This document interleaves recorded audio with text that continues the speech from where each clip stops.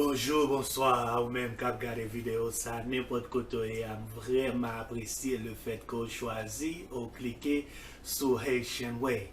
M'a invité à inscrire sur la chaîne là pour qu'à toujours jouer une nouvelle vidéo m'a météo.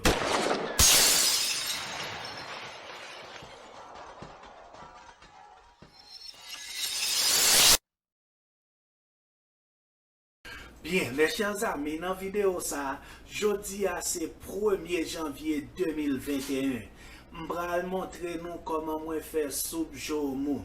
En pile nan nous qui a regardé vidéo ça qui c'est haïtien, nous connaissons soupe Joumou sur tradition peuple haïtien en pas négocié. Depuis ce 1er janvier, ouais pas ouais, faut que li boit soupe Joumou quand même.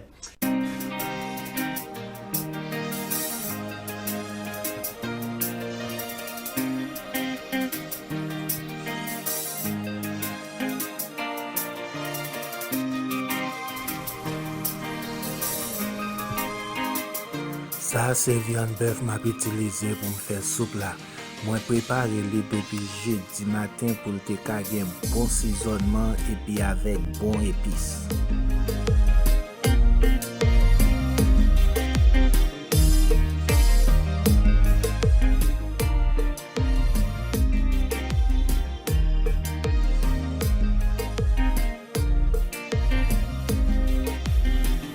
Joumou. Ça c'est un ingrédient qui est nécessaire.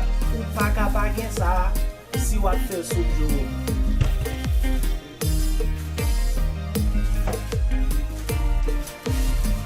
Pomme de terre, yam, patate, caraïbes.